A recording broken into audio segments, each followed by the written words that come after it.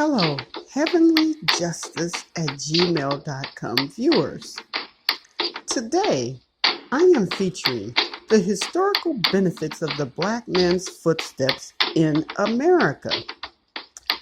Please listen to the whole video, like, subscribe, and share. My information and images are from A&E Television. 3 separate websites: Biography, PBS, and Wikipedia. The Native American drums are royalty-free. Breaking the color line in sports. Who was JJohnson? John Arthur Johnson, nicknamed Jack, coined the Galveston Giant, was an American boxer. Jack, who at the height of the Jim Crow era became the first African heavyweight boxer of the world. The Galveston Giant was born March 31st, 1878 in Galveston, Texas.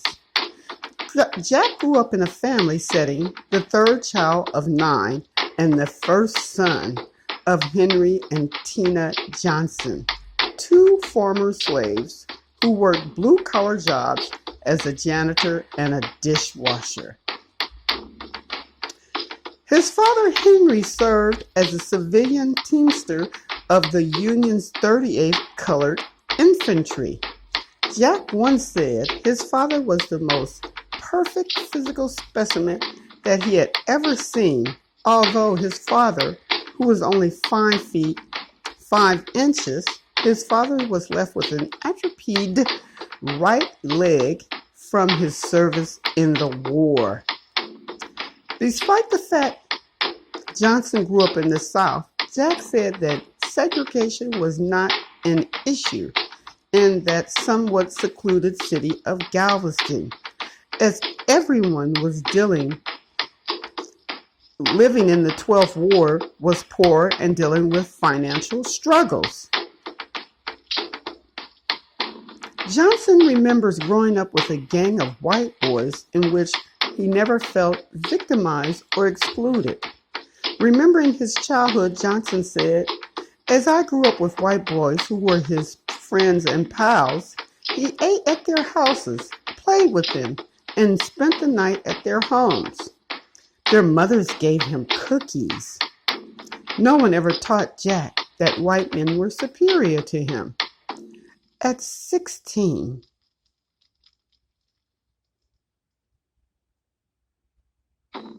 Johnson moved to New York City and found living arrangements with Joe Walcott, a welterweight fighter from the West Indies.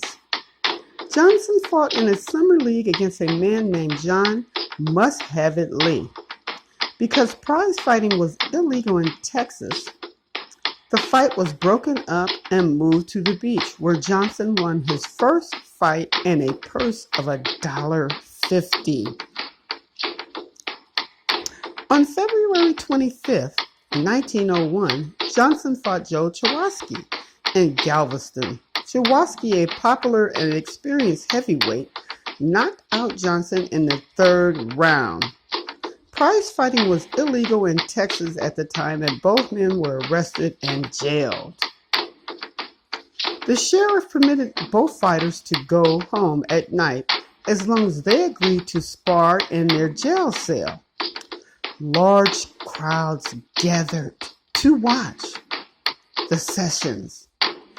After 23 days in jail, their bail was reduced to an affordable level, and a grand jury refused to indict either man. However, Johnson later stated that he learned his boxing style through that jail time. The two would remain friends.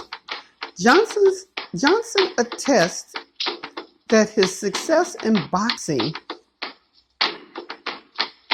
came from the coaching he received from Chawaski. The agent Chawaski saw natural talent in Johnson and taught him the nuances of defense, stating, "A man who can move like you should never take a punch. Wow. This is part 1 of the historical benefits of the black man in America. Wait a minute, let me reword that. The historical benefits of the black man's footsteps in America. Again, please like, comment, and share my video. And if you have somebody that you would like me to feature at my Heavenly Justice YouTube site, please send the information and I will do so with your permission. Now, the next video I'm going to feature is Martin Luther King Jr. as January 2020, and the day, January 20th, will be a celebration of his birth. So next month, I will have more information on the Galveston Giant and the first African American heavyweight champion of the world, JJohnson. Until you hear from me again, may you have peace, prosperity, blessings, and stay safe. heavenlyjustice@gmail.com.